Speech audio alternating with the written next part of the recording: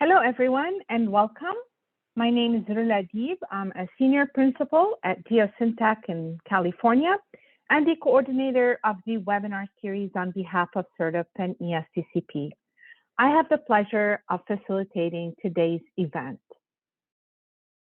This webinar features DoD-funded research efforts to demonstrate geophysical approaches for estimating the rate coefficient governing dual domain mass transfer, as well as immobile porosity in low permeability media and rock matrices.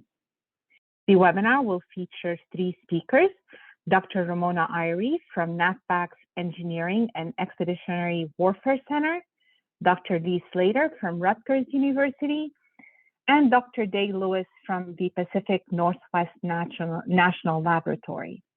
We plan to pause midway through the webinar to answer questions, and we will conclude the webinar with a longer Q&A session featuring our speakers.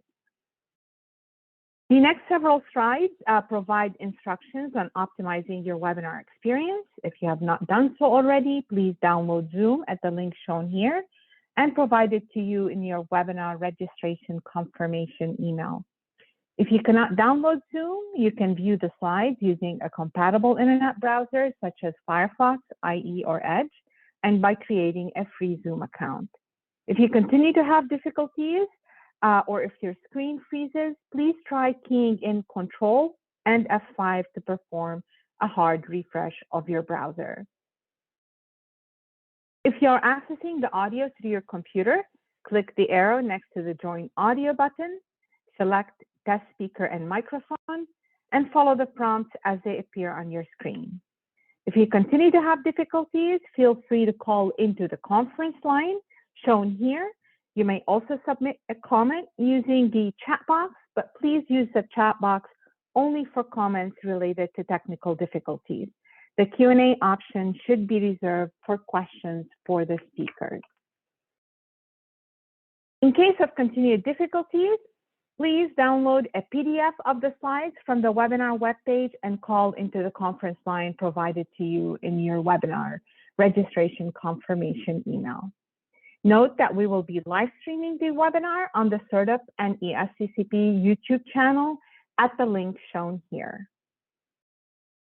Today's broadcast will be listen only. You may submit questions by using the Q&A box on your screen. You do not need to wait until the Q&A period to submit your questions. We do encourage you to submit them well in advance of the sessions. And when you submit your questions, we ask that you please add your organization name at the end of your question so that we may identify it. With that, I would like to introduce Dr. Andrea Leeson, who is the Deputy Director of SERDP and ESTCP, as well as the Program Manager for the Environmental Restoration Program area. Dr. Leeson has been with SERDP and ESTCP since 2001. Prior to this, she was a research leader at the Battelle Memorial Institute, where she conducted scientific research on in situ bioremediation and the design and implementation of innovative biological, chemical, and physical treatment technologies for site remediation and industrial wastewater. Andrea received her doctoral degree in environmental engineering from the Johns Hopkins University. Andrea, please proceed. Thank you, Rula, and thank you to everyone who is attending the webinar today. Before we get started with our technical presentations, I would like to just give you a little bit of an overview about who we are in terms of SERDP and ESTCP and why we do these webinar series.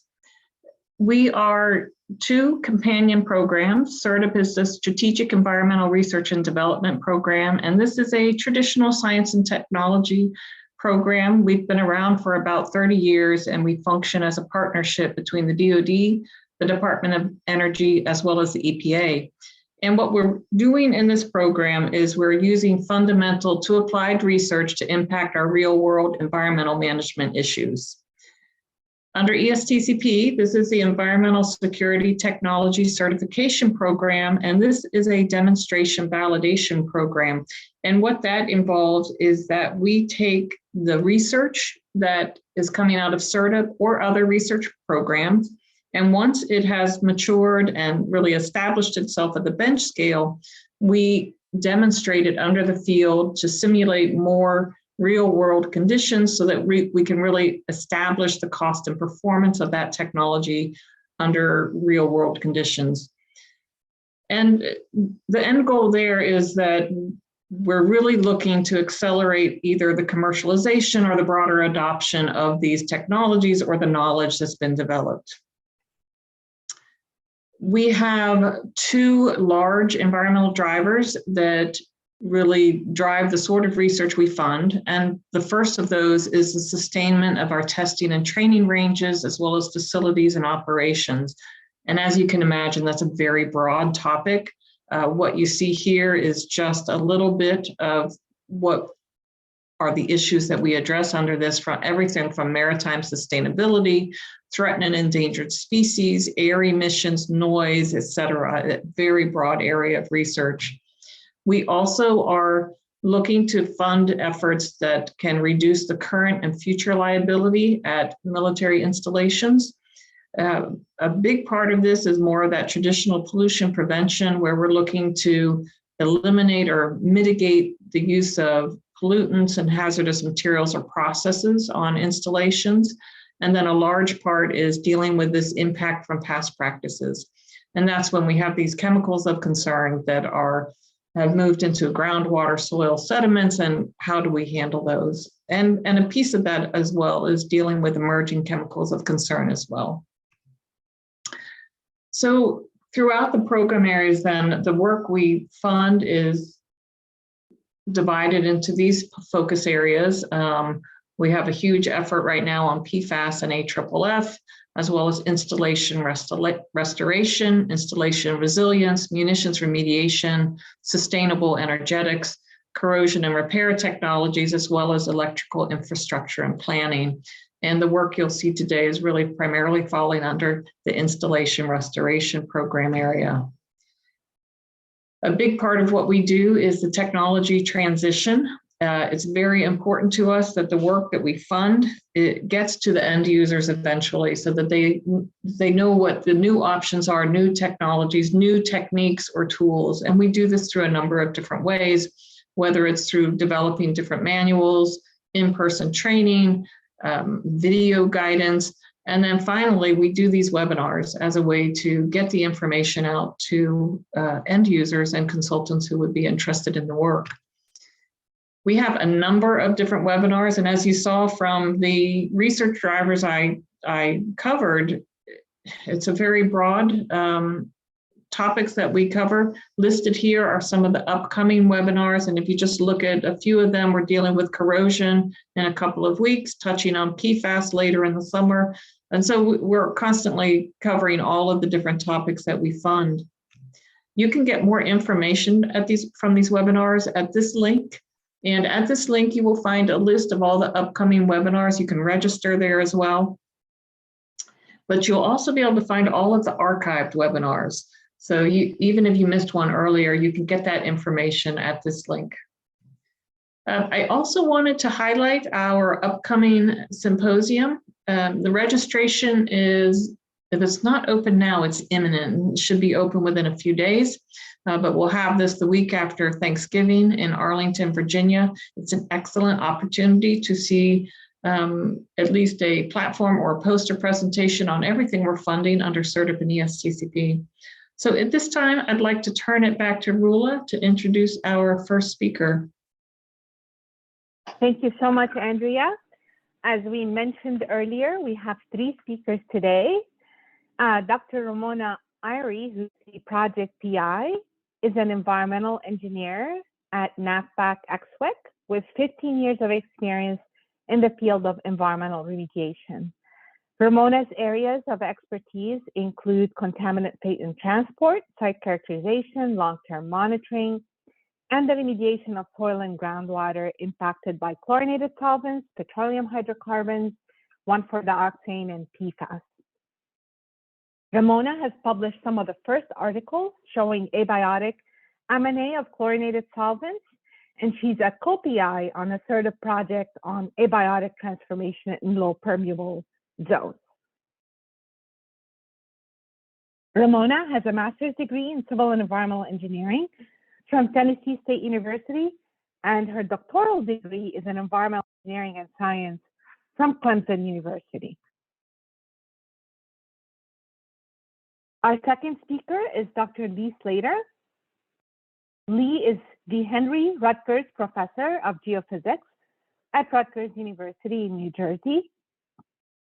His current areas of research include the development of borehole-based geophysical technologies to improve understanding of how rock properties control flow and mass transport, as well as geophysical monitoring technologies to track amendment delivery and long-term biogeochemical alterations caused by contaminant degradation.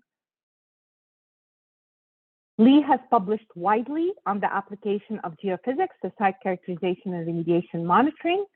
He earned a bachelor's degree in environmental science from the University of East Anglia in the UK, a master's degree in marine geotechnics from the University College of North Wales, and a doctoral degree in environmental science from Lancaster University in the UK. And last but not least, Dr. Fred Day Lewis is a chief geophysicist and laboratory fellow at Pacific Northwest National Lab. His current research focuses on geophysical monitoring and characterization in support of groundwater remediation, water supply, and water resiliency. Fred has led and contributed to applied research projects on high-resolution site characterization, fractured rock hydrology, performance monitoring, aquifer storage recovery, and groundwater surface water exchange. He was elected a Fellow of the Geological Society of America in 2015 for seminal contributions to hydrogeophysics. He earned bachelor's degrees in English and hydrology from the University of New Hampshire and a doctoral degree in hydrology from Stanford University. And we're gonna kick it off with Fred, who's gonna start today's proceedings. Fred, please proceed. Thank you very much, Rula. It's my pleasure to start today. I'll begin by going over our study objectives and then some key concepts. Lee will follow up with discussion of laboratory data sets and some case studies. Also some field data sets and case studies. And then Ramona will wrap up by discussing the analysis tools and benefits to Department of Defense for our demonstration project and the technology behind it. Our overall objective is to better quantify mass transport in dual domain systems.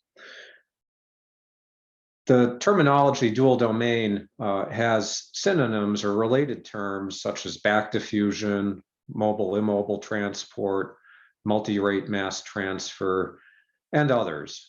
But the basic idea is that under dual domain transport, contaminant mass gets stuck in low permeability zones where diffusion dominates. So these can be low permeability lenses in sedimentary aquifers. It can be the matrix and fractured rock aquifers, where contamination moves from primary pathways into the lower permeability pathways by slow advection or diffusion, and then comes back out into the primary pathways. So the contamination stuck in the immobile domain serves as a long-term source for a persistent contaminant plume. It's very difficult to quantify the processes that control this behavior in aquifers, and electrical geophysical measurements provide a new means to do that. We'll demonstrate an approach today that uses electrical geophysical signals of mass transfer to estimate mobile-immobile porosity ratios and the rate coefficients that govern the exchange between mobile and immobile zones. This is, again, important to predicting contaminant source zone persistence and designing remedies to clean up groundwater at sites where this behavior is observed. Our secondary objectives are to demonstrate the measurement concept, the geophysics underlying the measurements, and to collect data sets from various sites and geologic settings to show the range of applications relevant to Department of Defense. We'll showcase prototype hardware and software that facilitates the measurements. Although research using this basic approach has been ongoing for over 10 years, the acquisition of the measurements is very complicated using just off-the-shelf components cobbled together. And so an objective of this study is to develop a prototype instrument to streamline the data collection, which involves fluid injection and sampling, hydraulic packers, and electrodes for the geophysical measurements. A little bit of theory underlying dual domain transport. Again, some examples of mobile, immobile behavior occur where we have fractured rock or where we have heterogeneity such that some of the geologic medium is the mobile zone and some of it is the immobile zone. So matrix porosity and dead-end fractures are examples of immobile porosity. Low permeability zones and unconsolidated aquifers also are examples of immobile porosity. Many of you will be familiar with the advection dispersion equation, commonly used to simulate solute transport in groundwater. In the presence of a dual domain system, that single advection dispersion equation is broken up into multiple equations, as shown here in this slide. The first equation shows advective dispersive transport in the mobile domain, and then exchange between the mobile domain and the immobile domain. The subscripts here of M indicate mobile, the subscripts IM indicate immobile. Theta is porosity, and so that's divided into theta M and theta IM in the mobile and immobile domains respectively. And again, in the mobile domain, you have dispersion occurring and advection, the advective velocity being V. And in the immobile domain, we just have transfer back and forth with the mobile domain. And that transfer in this formulation is according to a linear diffusive law, first order mobile immobile mass transfer. But there are many other formulations, some with many different immobile domains linked together in series or in parallel.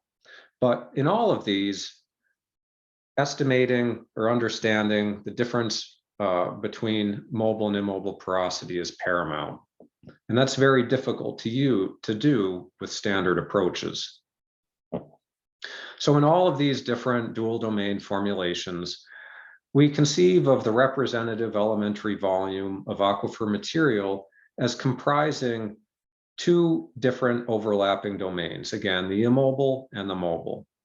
When we sample from the aquifer, we preferentially draw water from the mobile domain, from the pathways through the permeable parts of the aquifer, whether these are fractures or whether this is sand and gravel embedded within silts and clays in an unconsolidated aquifer.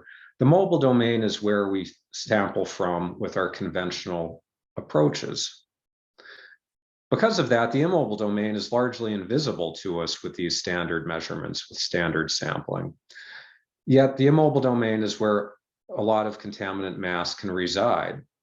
So understanding the amount of immobile porosity is paramount, and understanding the concentration in it, which again is largely invisible to conventional sampling, is of the utmost importance.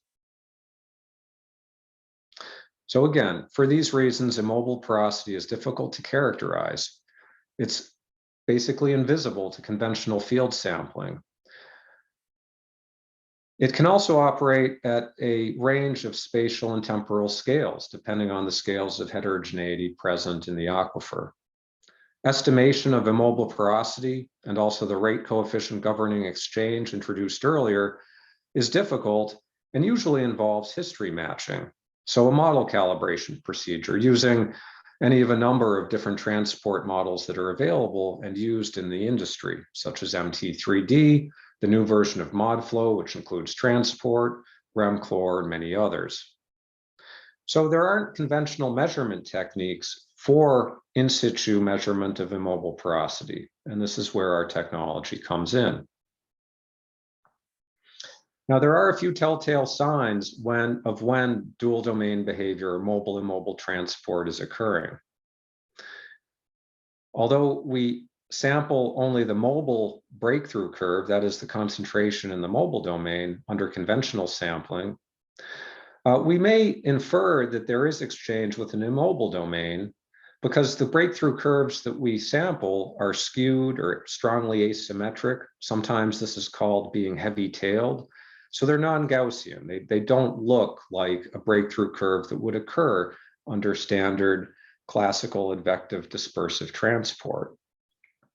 The parameters of importance here that control mobile immobile transport, in addition to what controls advective dispersive transport, are the ratio of immobile to mobile porosity, commonly referred to as beta, and the exchange rate coefficient between mobile and immobile porosity, commonly referred to as alpha. Alpha can be conceived as the reciprocal of the time scale for diffusion in and out of the immobile domain. The mobile immobile transport breakthrough curve looks like this. In the presence of just advective dispersive transport, you'd have the yellow curve. In the presence of dual domain or mobile immobile transport, you have the red solid curve for the mobile domain and the red dashed curve for the immobile domain. Again, what we sample in the field is just the red solid curve for the mobile domain, and the dashed curve for the immobile is unseen.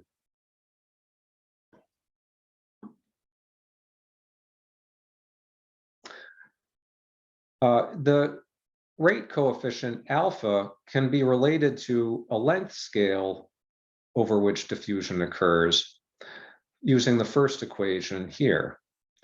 Alpha, that rate coefficient, is equal to the diffusion coefficient of the particular solute under study in water divided by the characteristic length squared. This allows us to translate an alpha observed for one tracer or one chemical, one solute, to the alpha that would be observed for another. So this allows us to extend our approach using an ionic tracer that we can image geophysically to other chemicals of concern. This also is a model that can be extended to multi-rate mass transfer or multiple interacting continuum models. These are also popular models in more advanced studies of mass transfer, where you have a distribution of rate coefficients in the multi-rate mass transfer model, or you have multiple interacting immobile zones in the case of the multiple interacting continuum models. These are found in some of the models existing in the literature and available for use in industry. The multi-rate mass transfer model is in the new ModFlow, and the MINC model is available in, I believe, TUF2.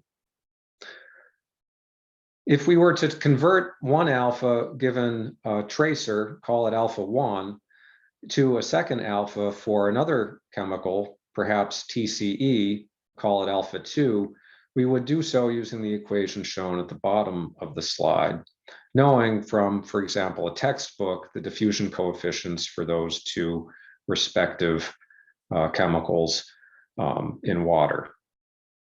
So again, this allows us to translate the results from our experiments for use in simulation models for other chemicals of concern.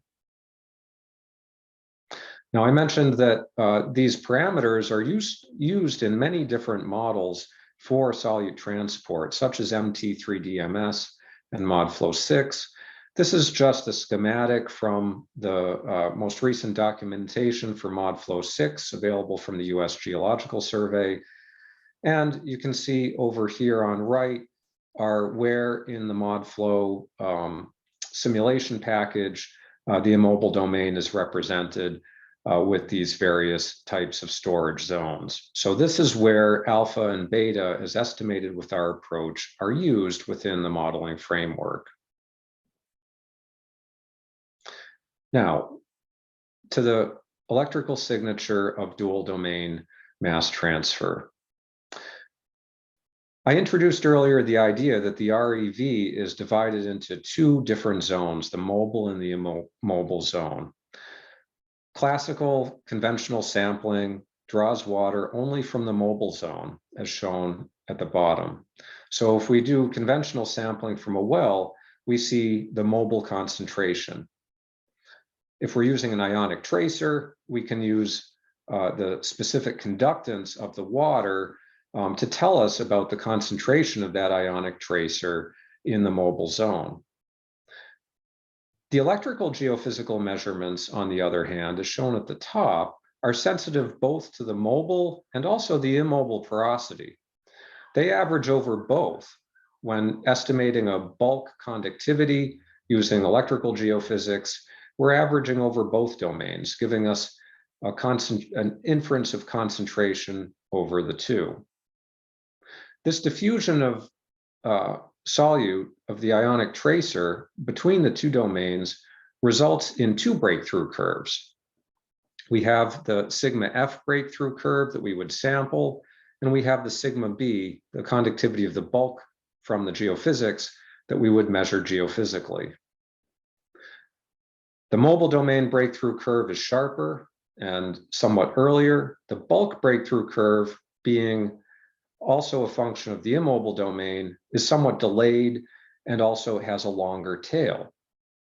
If we plot the bulk versus the fluid conductivity as at right, we get what we think of as a characteristic hysteresis loop for mass transfer. When we inject tracer, ionic tracer, into the porous medium, we increase the fluid conductivity and also the bulk conductivity up to a point. And at this point, the mobile domain is full of the ionic tracer. And the immobile domain begins to load up with ionic tracer. So the bulk domain continues to increase in conductivity, while the fluid domain, the mobile domain, has plateaued. Then when we flush the domain both with the native groundwater again at the original concentration, we first clean up the mobile domain, and so the fluid conductivity decreases rapidly and the bulk conductivity decreases as well. Then the immobile domain flushes of ionic tracer, during which time the fluid conductivity that we would sample really is constant, but the bulk conductivity decreases as the immobile domain cleans up. In the presence of dual domain mass transfer, we have this model at the bottom of the slide for bulk conductivity measured geophysically as a function of the conductivities in the mobile and immobile domain, and also the porosities theta for the mobile and immobile domain. The other parameters here are M, which is a cementation exponent. This is a geophysical parameter that is part of the relationship between bulk and fluid conductivity in a porous medium. That relationship is called Archie's law. And also a surface conductivity term, which is important in finer grained materials.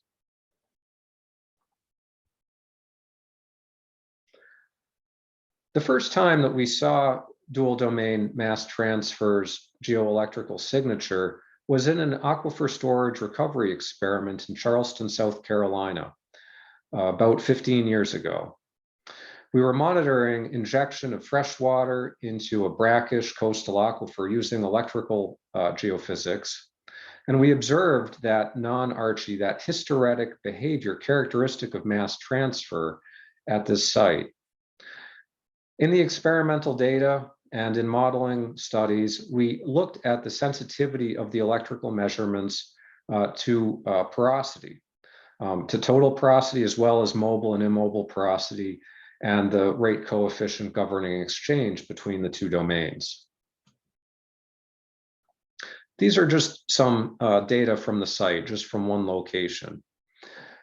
This is injection of fresh water rather than a tracer. So as we inject, the bulk conductivity goes down in this brackish aquifer, and the fluid conductivity also goes down.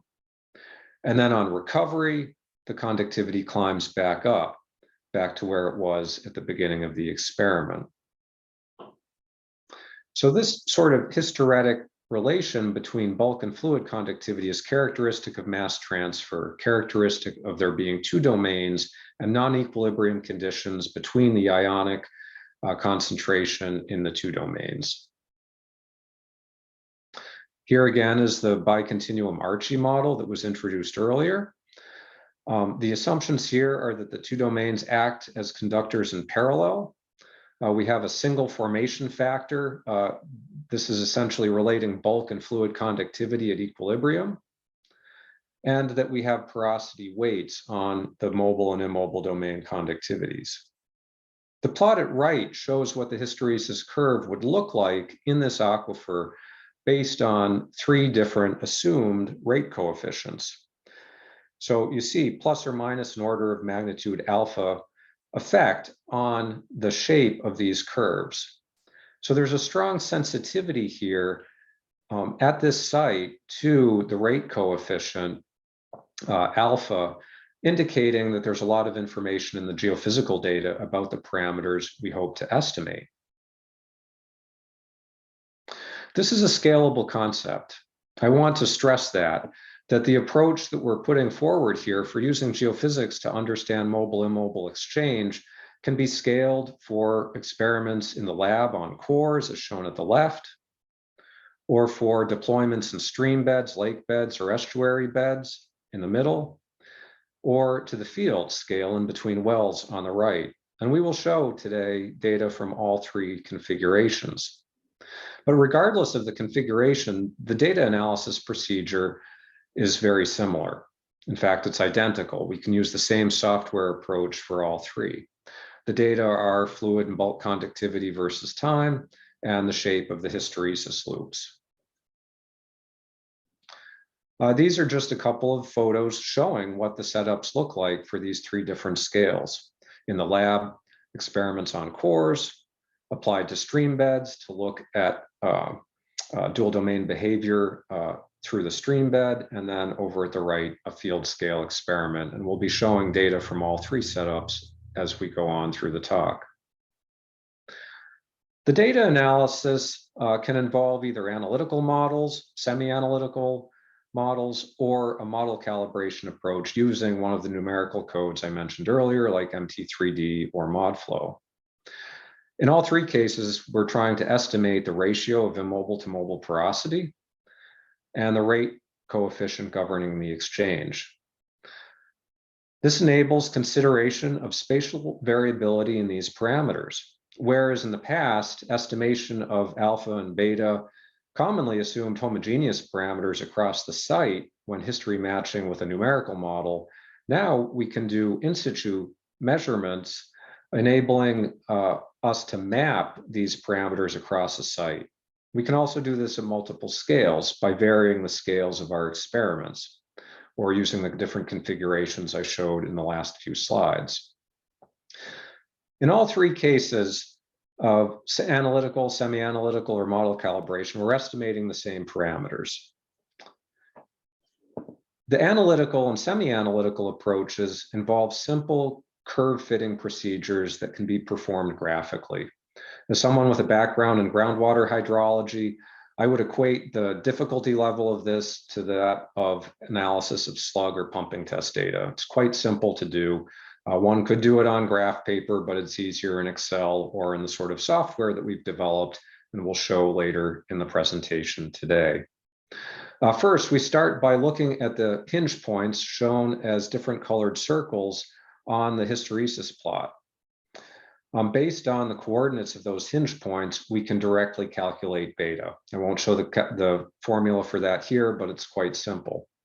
If we focus on the time series of data of bulk conductivity versus time during one of the segments of the hysteresis loop, when we're loading up or flushing out the immobile domain, then we can estimate alpha with, again, a simple curve fitting procedure. For example, looking at the data of sigma B versus time, not versus sigma F, between the red and the green points, that would plot up as the plot in the lower right. Analyzing these data with a simple curve fitting procedure, we can estimate alpha. We'll get more into the math of this in coming slides, and we'll show a demonstration of the analysis later in the talk. Now, although I won't dig too deeply into this math, the basic idea is that we fit an double exponential function, or it could be another type of function, anything that can approximate the sigma m, that's the mobile specific conductance time series. We substitute that into the formula that we had from the partial differential equation governing the exchange between the domains, combine it with our petrophysical formulation. Sorry, this is advancing on its own, and end up with a formula for a curve that we can then fit to the bulk conductivity. That looks complicated, but it amounts to something very simple when we perform this in Excel or software, as we'll show later. So this is just an example of the data fit for an experimental data set with bulk and fluid conductivity time series on the left, the fit to the fluid conductivity series being the black line to the red line, and then the curve fitting for the bulk conductivity series on the right. And that concludes my portion of the presentation today. At this point, I'm going to pass the control over to Lee Slater of Rutgers University to continue the presentation and talk about laboratory and field results. Lee. Okay, thank you, Fred.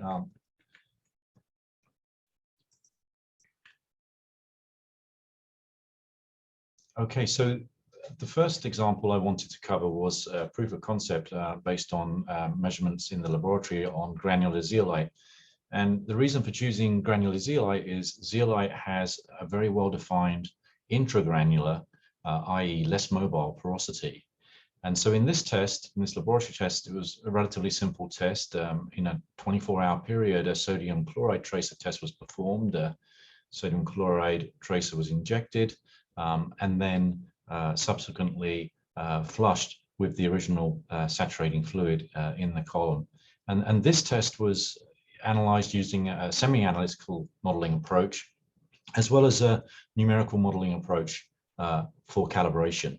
And in the figure here, you can see the resistivity electrodes, the electrodes that were used, or examples of the electrodes on the left side of the column, and a conductivity probe inserted into the column to measure the fluid conductivity response. So we're getting both the bulk conductivity from the electrodes on the side of the column of the entire porous medium, and the fluid conductivity at the probe point that you can see in the figure here. So, and this was a really nice example of proof of concept that demonstrates this classic dual domain behavior that Fred illustrated. So on the left slide here, you can see the breakthrough curves of both the fluid conductivity in black and the bulk conductivity in red. And what you immediately see is exactly as Fred described from the theory. We see a delayed breakthrough of the bulk conductivity and a longer tailing behavior. Now, when we plot that as the classic hysteresis loop that Fred has introduced for the interpretation using the analytical approach, we see this behavior exactly as we would expect that Fred described. You see the black dots being the observed data and the model data being the fit to the hysteresis loop. And this was validated very nicely by a number of measurements, particularly the manufacturer had precise measurements of the intragranular porosity. So we can see here the manufacturer's estimate of the porosity here and comparisons against the numerical and the analytical solutions for both the mobile and immobile phases. And from this, from porosities, and from this, obviously, the alpha exchange rate coefficients were computed. So this was a really nice demonstration on a well-characterized material to illustrate this concept of how to use these combined or these joint measurements of fluid and bulk conductivity from a geophysical measurement to estimate these dual domain mass transfer properties and properties of this matrix. So the second example is for actually rock cores from two fractured rock sites where we acquired rock matrix close to fracture zones.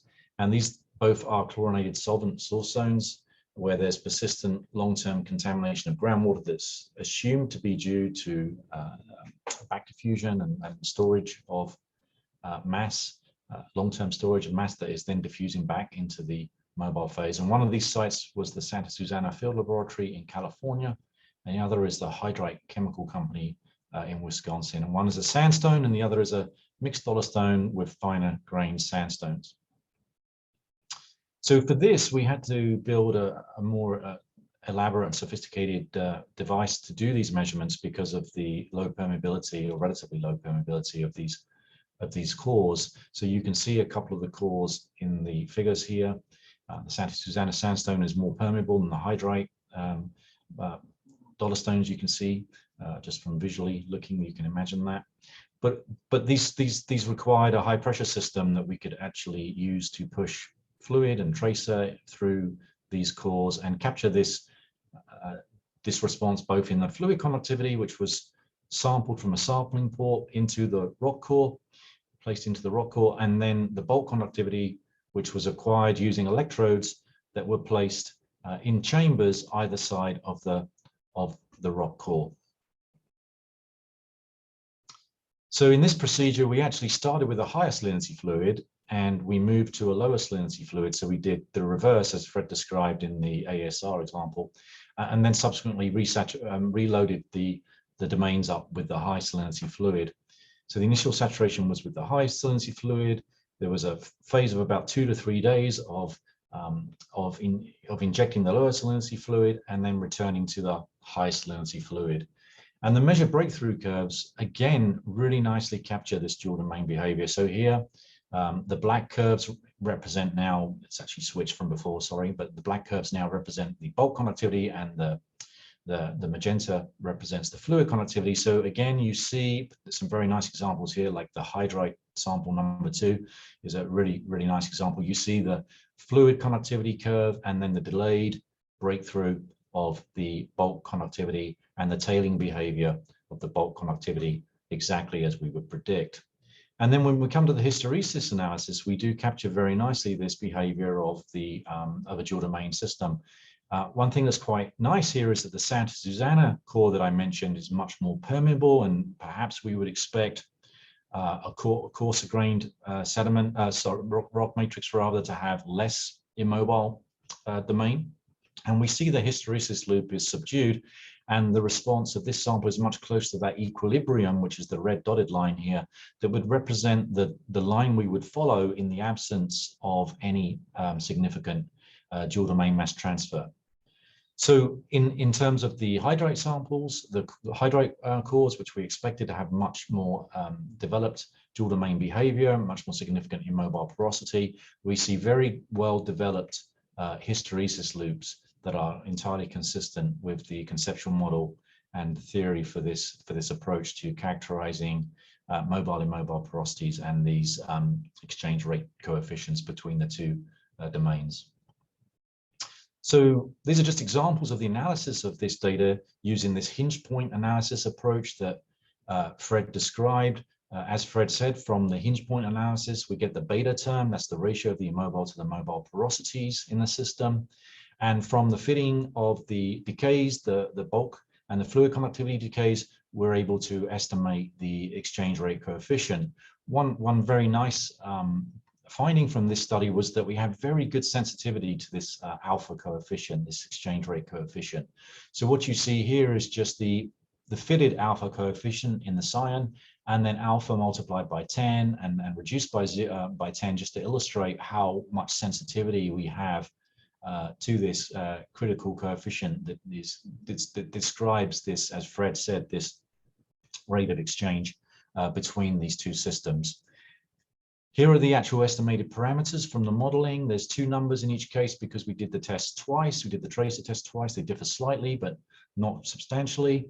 And again, as you might expect, we see that the coarse-grained Santa Susana core, the sandstone, has a much higher alpha coefficient relative to these finer-grained dollar stones, these low permeability rock matrix, where we expect and we do observe very well-developed dual domain behavior.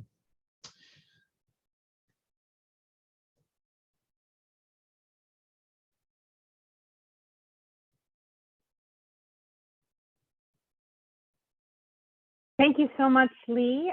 We're going to take a pause right now and answer some of the questions that have been coming in. As a reminder for all of you, you may submit questions by using the Q&A box on your screen. Please use the Q&A box and not the chat function for questions for our speakers. So we're going to start with a few questions for Fred. Fred, this is a question from the State University of New York in Oswego. Which ionic tracers are most typically used when modeling mobile immobile porosity? Thanks for that question. I'll let Lee add to this based on the work at Rutgers, but I mean, we've used sodium chloride, sodium bromide. I think also, I believe potassium bromide was used in an experiment as well. But sodium chloride is certainly the easiest, depending on the environment that you're working in. Thank you so much. This is a question from the Department of Energy. On slide 42, under what conditions do the two curves not act in equilibrium, thereby violating application of the borehole investigation technology? In other words, what geologic settings do not allow this characterization technique for application? That's a good question. So the formulation that's presented in the slides today is something that we've referred to as a Bicontinuum Archie formulation that assumes the two domains act as conductors in parallel. We have had a few papers looking at where that model doesn't work. So depending on the configuration of the mobile and immobile domains, there can be issues with that. One way to tell would be to see if there's asymmetry between the top limb and the bottom limb of the hysteresis curves. That would be indicative of averaging that is not arithmetic. So not like conductors in parallel, but rather something like conductors in series or something intermediate between series and parallel. So if the questioner wants to follow up with me after, I can point you to some of those papers and provide references. But in much of the data that we've collected so far, this model works. I'll also say, though, that sensitivity can break down if there's if the porosities are very, very different. You can imagine if you have a very small immobile porosity, you'd have poor sensitivity to it. But then if you had very small immobile porosity, it also wouldn't be something that you necessarily need to characterize well. Thank you so much, Fred. Given that your experiments were conducted using ionic tracers, how transferable are the results to chemicals of concern like TCE or other chlorinated solvents? That's a good question too. In principle, they're readily transferable using the equations that were presented early on in the talk, where we can effectively translate the rate coefficient alpha from one solute to another, knowing the diffusion coefficients, which are known typically. And so in principle, that works. We haven't done a lot of that experimentally yet. I think it deserves some experiments. And so that would be an interesting follow-on study to this. Great, thank you. Here's a question for Lee from Jacobs. Were the core analyses compared with analytical methods such as methanol extraction to quantify contaminants in the matrix? And is that possible, or is it more of an apples and oranges scenario? Thanks for the question. Yeah, actually they were, but that was really separate from the analysis that we did. But when these cores were acquired from the two sites, we were working with Beth Parker and her team at the University of Guelph, and they did do full contaminant characterization via methanol extractions. But we actually worked then on the cores after the contaminants had been removed by that process. So this really comes back to what Fred was saying, that we're doing our analysis using a simple ionic tracer, but the results will be, as Fred described, transferable to other contaminants of concern through those considerations of the relative diffusion coefficients in water. Thank you, Lee. And another question related to the laboratory experiments. Did you perform other measurements such as mercury porosimetry that could help to verify your estimates of mobile and immobile porosity?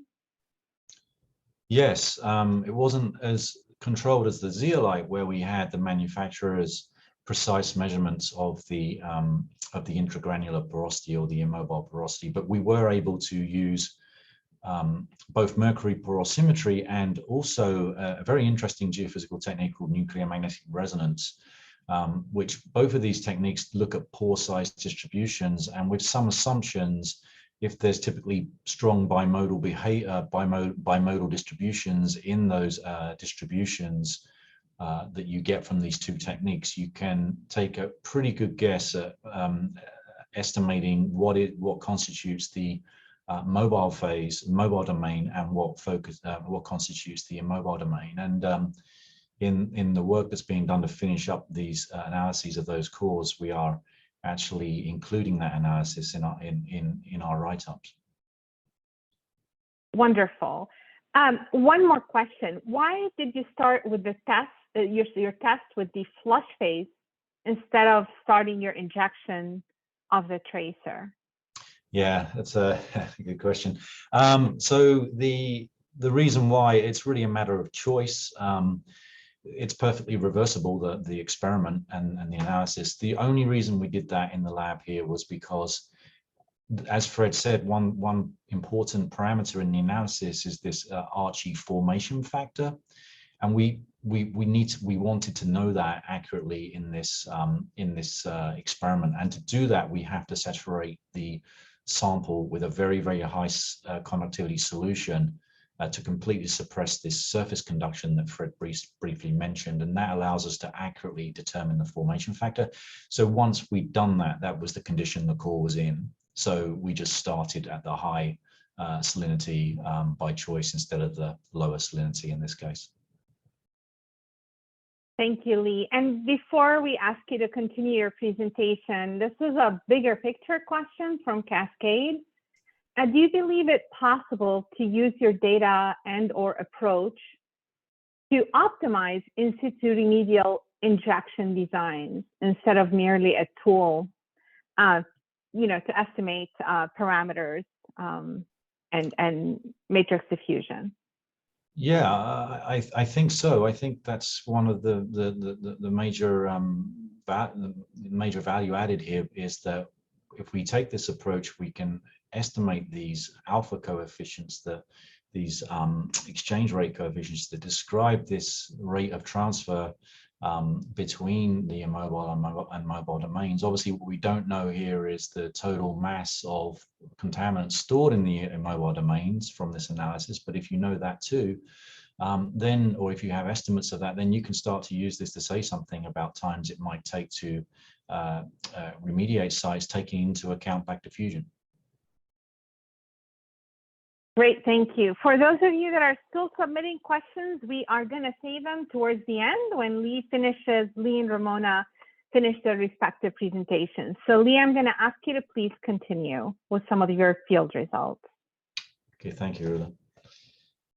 Okay, so Fred mentioned that this is a very, very scalable concept. That's one of the beautiful things of geophysics in general. If you've had familiarity with geophysics, you know that these techniques can be scaled to multiple applications, which is, as I said, one of the key values of these techniques. So in this case, I just wanted to scale up a little bit and talk about a few field applications.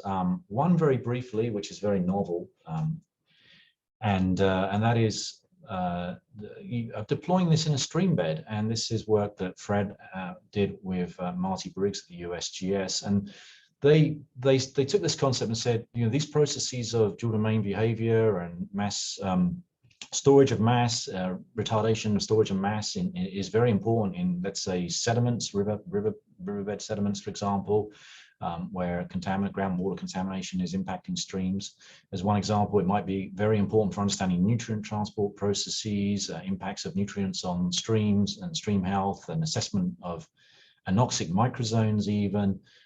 These processes that we think about for contaminated sites are very important in other places, and this being one. So they developed this dual domain system, this setup here, and here what you see is there's a probe for measuring specific conductance of the fluid coming in from the stream bed, and then there is the electrode array, which is these A, M, and B. These will be the 4 electrodes we use to do the geophysical measurements. So this is very simple to do. You can see a picture of it here.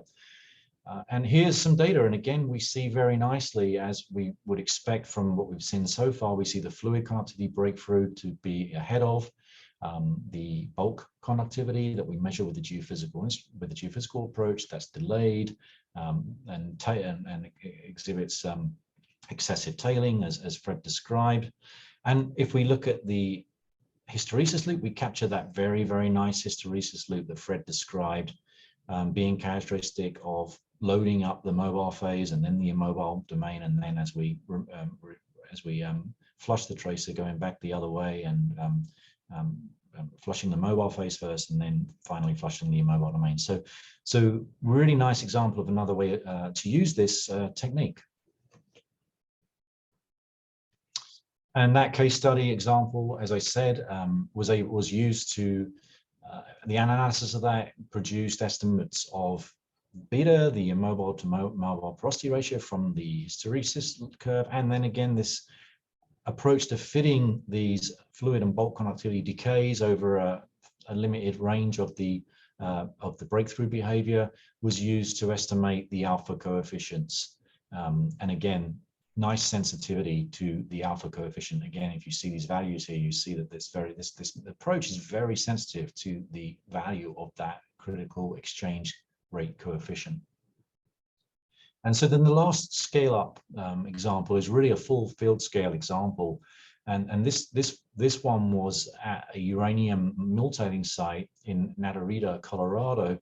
And so this was a field scale tracer test, which was performed over 30 days with multi-level sampling. And in this case, the electrical measurements were done using borehole electrode arrays. So we can get a quick look at what this looked like in the field.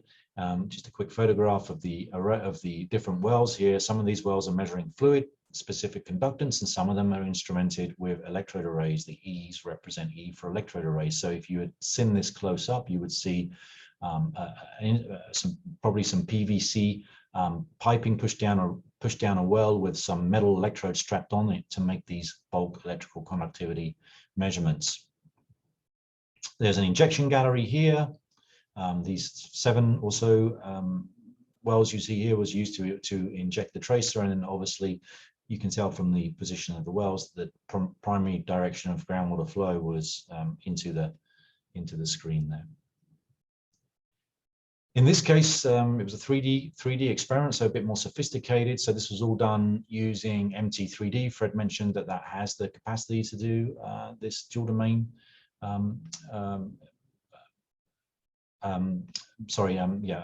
effective dispersive transfer with the dual domain. And in this case, what was really interesting about this is it highlights that from these measurements with geophysics, because they're scalable and also we can look at spatial variability, we can actually use these techniques to look at spatially variable estimates of these mobile and immobile parameters. So we can actually think about getting spatial variability in not just the mobile and immobile porosities, but also this exchange rate coefficient. So this becomes potentially very powerful if you can do this. And so these illustrate just some examples at different electrode locations. So E1 is the well, and 4, 6 just represents the depth here. So to the point being that at different points within the cluster of wells, the black dots represent the data, and these are the fluid conductivity breakthrough curves, and these are the bulk conductivity breakthrough curves. And the red are the simulated from the MT3D modeling. And also because there's a modeling done, that we can also simulate the actual immobile porosity concentrations here in a dashed line. But the key point here is that we capture different behavior. So if we look at this example here, we get a very strong, pronounced hysteresis loop, suggesting strong exchange, and this is the injection in the flush phase. But at this location here, we get a different hysteresis loop. We get different estimates of the immobile and immobile porosities from the hinge points of the hysteresis loop.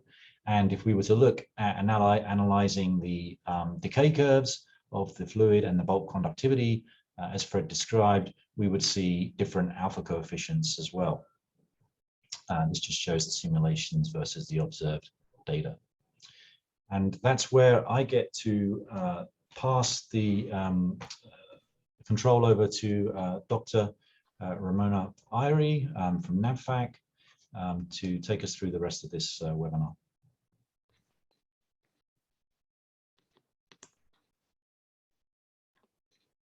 Okay, thanks, Lee, and hello, everyone. So far you've heard discuss that mass transport in systems with low porosity is of dual domain, meaning there is both mobile and immobile porosity.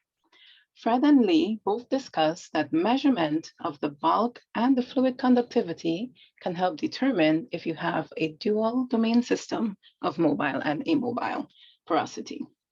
And you can see this dual domain mass transfer by the distinct hysteresis loop between bulk and fluid conductivity. So in this section of today's presentation, we'll talk about a new tool that's been developed by ESTCP. It's called the MIPED tool, the Mobile Immobile Porosity Exchange Tool. And this tool can be used to non-invasively measure bulk and fluid conductivity.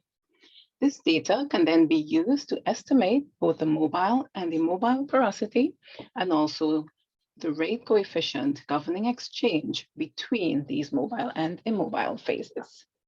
This tool was designed and built from scratch at Rutgers University under an ESTCP project. And we'll also discuss the software that was developed through this project by USGS to interpret the data from the MIPED tool.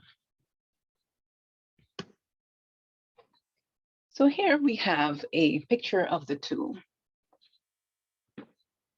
The tool is about 7 to 8 feet tall and weighs about 10 pounds. So, pretty easily handled by one person. In the picture, the 4 yellow or cream that you see, those are the packers that are inflated once the tool is installed into a well. We have 4 electrodes to measure our bulk conductivity.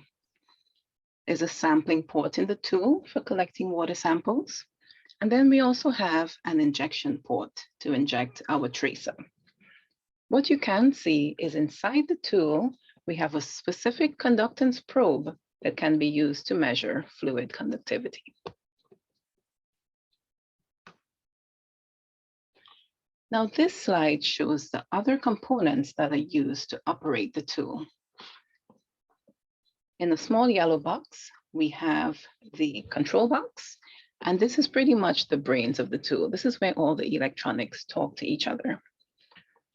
In the bigger yellow box, we have the resistivity system that records the bulk conductivity readings. And then we have pumps that do the sampling and injection, and also an air compressor to control the pump. So in this picture here, you see all of the components that control the tool. And as you can see, they can all fit in an SUV or a pickup truck and be easily taken to the field by one person.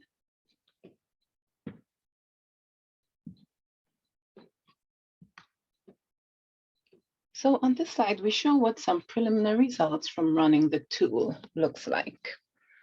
As mentioned before, the tool measures both the bulk and the fluid conductivity.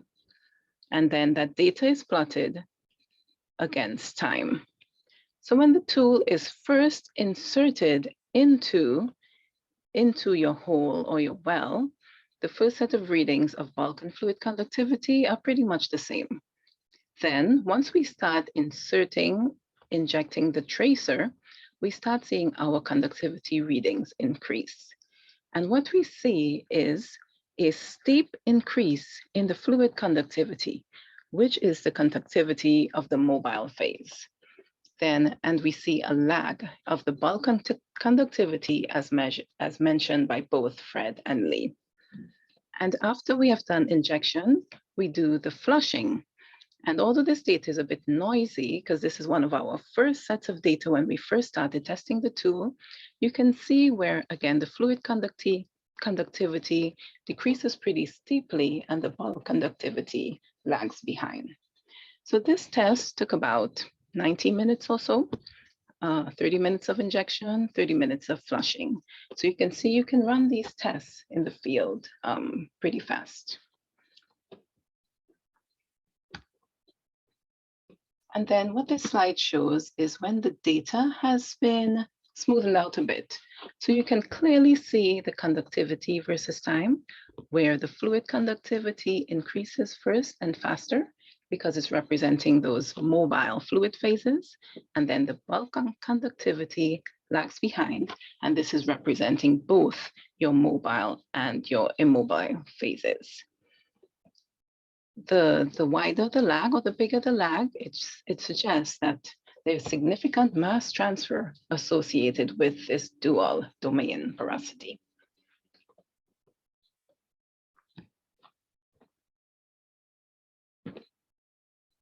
And as mentioned in this project, we also developed an Excel-based software that can be used to analyze the data from the tool. The name of the software is DAVIT, Data Analysis and Visualization Tool. This is actually a web-based app. So this can be used both from your phone or a computer. So that means you can get the data in the field, you can plug it in the field and make real-time decisions right there in the field because you have it in your hand or on a computer. And this picture here just shows you what the interface of the software looks like. And in the next couple of slides, I'll go into more details in terms of the inputs to the software and what type of data we get out of the software.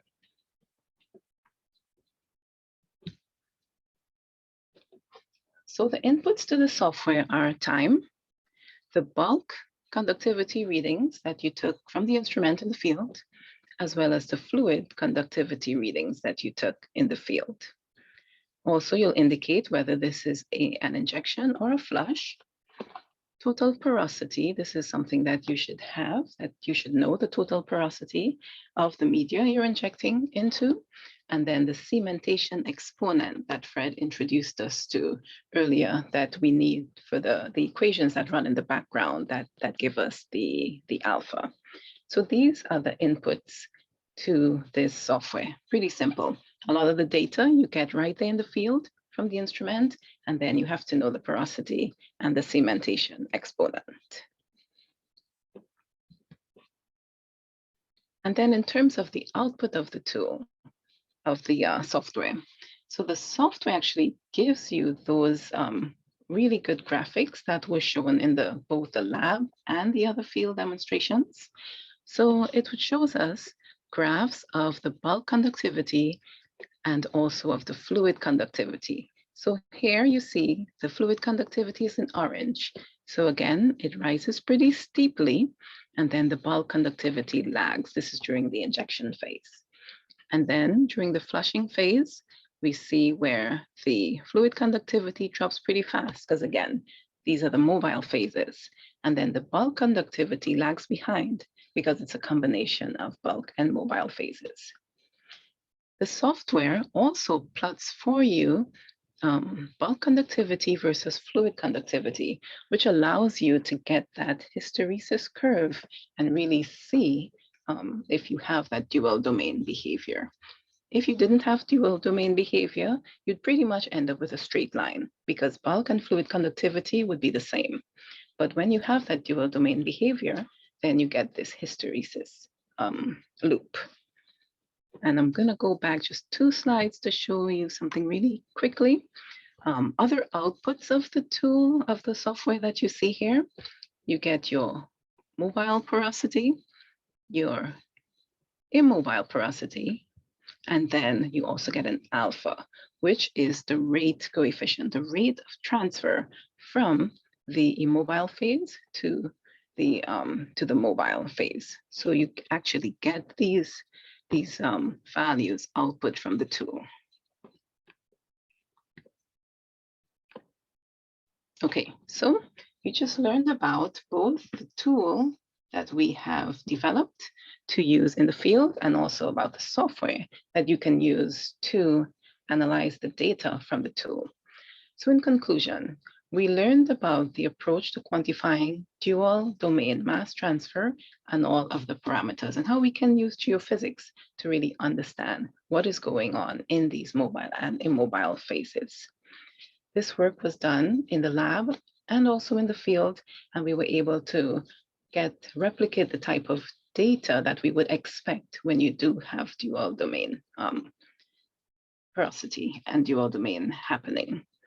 And then we showed you several case studies and introduced you to the tool that we have, the MyPet tool, which is going to be tested in additional sites this summer.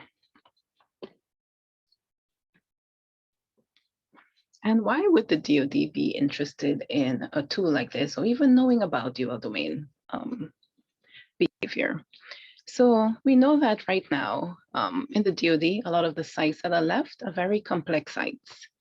There is contamination trapped in low permeability zones.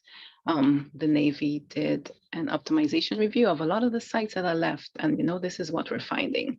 There is a lot of data, a lot of contamination trapped in these low permeability zones, leading to these large and dilute plumes. So previously, the Navy had a directive to get to response complete in 95% of our sites by 2021. We didn't miss this, so we missed this. So now we have a new directive to get to response complete at 85% of our sites by 2023. And this type of information that this tool provides is quite critical to understanding these really complex sites and helping us select the right remediation techniques and approaches, injection approaches, monitoring approaches to understanding these sites and getting to response complete. So this would be the main reason why something like this would be important to the Department of Defense. So for additional information on the specific tool and this project, we do have a project page that you can go to. We also developed a really good fact sheet. So it's just maybe 4 pages long, and that is posted to our project website. You can download the fact sheet and get information on this project and about the tool. And also, if you need any additional information or have any questions that we aren't able to cover, feel free to contact any of us, because here's our contact information. Thank you so much, Ramona. We've got several questions that have come in for you and for Lee, but before we go to those, just to elaborate on what materials are available for interested parties, is the software available free for use, and where will it be stored, and how can our audience members access it? So the software will be posted to the USGS website and most likely to the SERDP ESTCP website as well. It will be free, so anyone can use the software, download it, use it as they feel. It's not there right now, but it will be posted once the project wraps up. Great. And what is your timing for wrapping up the project, posting the final report, and making the tool be ready for use? Are there plans to commercialize it, or what's the timeline for all of this? So this summer, we'll be in the field actually testing the tool in a couple additional sites, like real sites where we go out and get data. After that, the final report will be produced. So that should be available end of the year, early next year. In terms of commercializing, right now the tool is available with Rutgers University. I don't believe there's a plan to commercialize it, but Lee, if you want to add to that, feel free. I could maybe add that the opportunity exists. We are struggling a little bit in terms of it becoming a bit of a production effort to design a tool that actually works very effectively beyond the demonstration. Obviously, anybody that has worked with packers and things like that knows that this is a whole skill that we've tried to learn to the extent possible to do this demonstration, but we have struggled with some of that on the production side. And it would require probably commercialization to make it a tool that could be widely adopted beyond this demonstration project. But there is, the potential is there. It's just whether there's enough interest. Great, thank you so much, Lee. While we have you on the line, let's go back to answer some technical questions that have come in. In the field experiments that you started describing,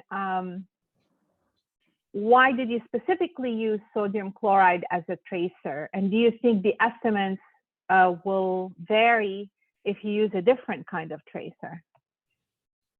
Yeah, this one comes back to perhaps what Fred said and what I said during the lab results, and that is that really sodium chloride for convenience, for permissions, to be allowed to inject a tracer that is not going to cause too much alarm and concern. And that we know that we can translate to other ionic constituents or contaminants of concern through those diffusion coefficient analysis that Fred described. So really, sodium chloride or using a simple tracer has great benefits, obviously, in terms of getting permissions to do these kind of tracer tests. So that's one of the main arguments. Great. Another question for you from Kleinfelder. Is it necessary to determine the Archie parameter for the field sites before running the tracer test? And if so, how do you do it?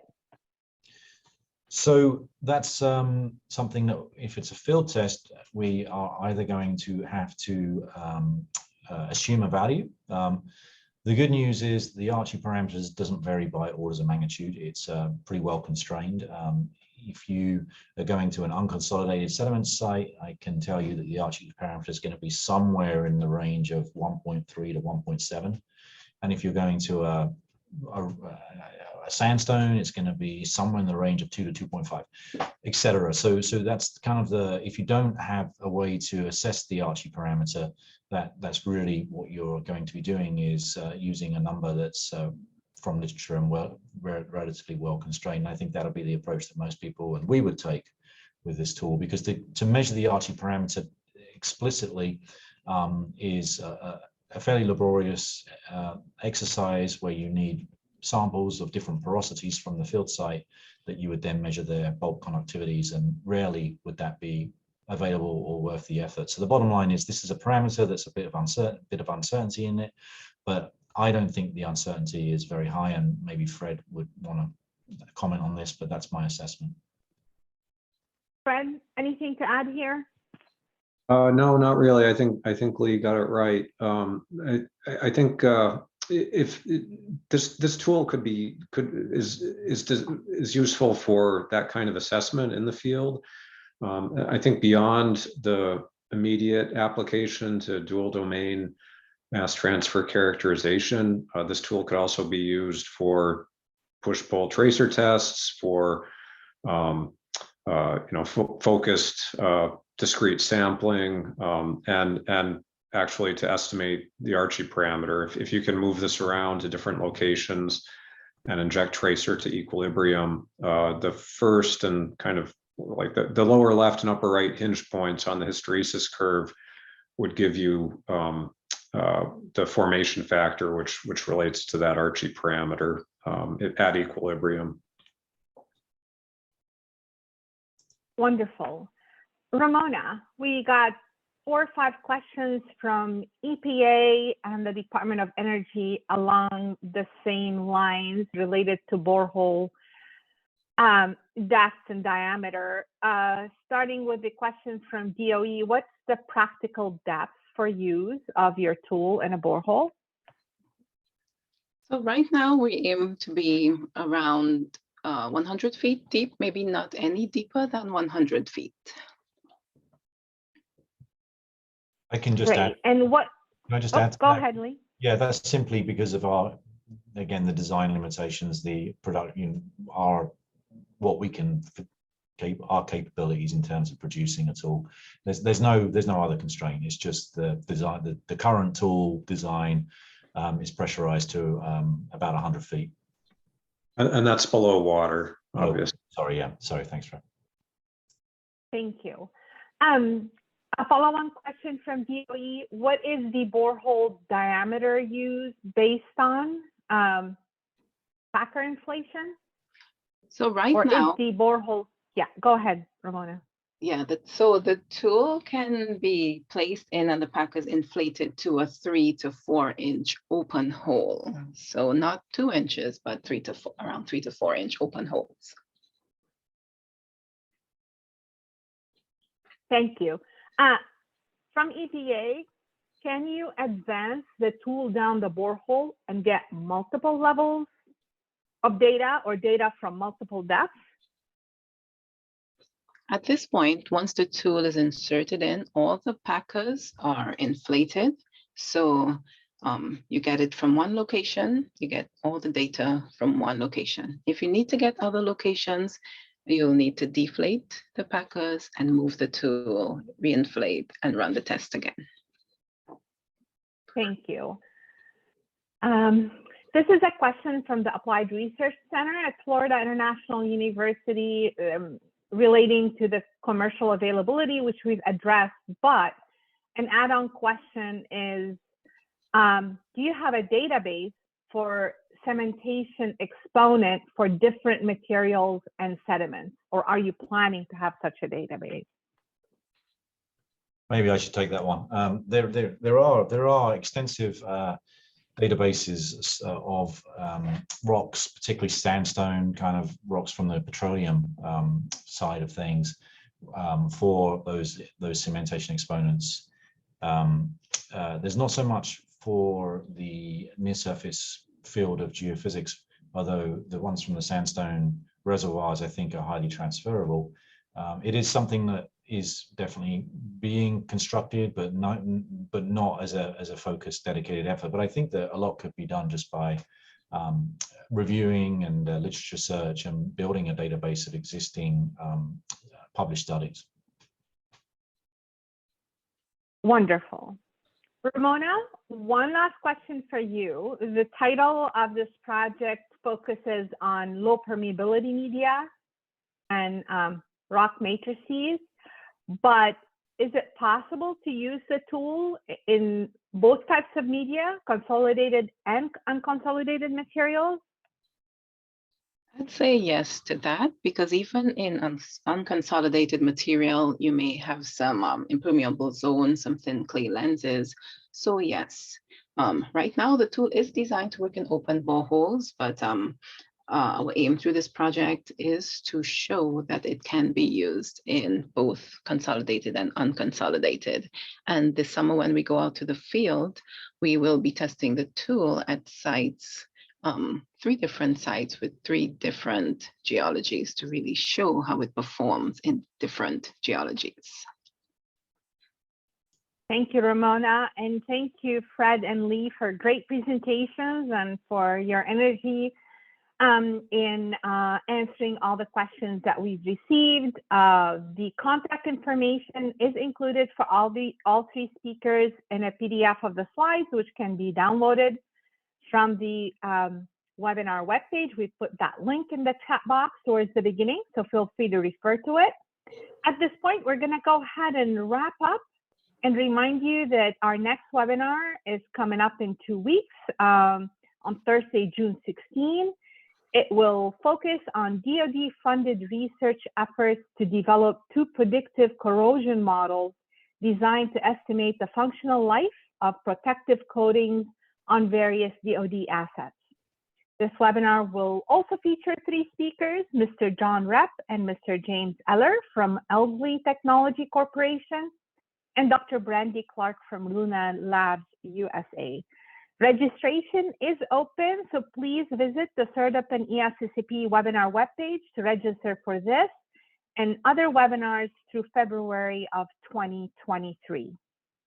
Before we conclude, I'd like to remind you that both the audio and a copy of the presentation of today's session will be archived on our webinar webpage in case you'd like to refer to them in the future.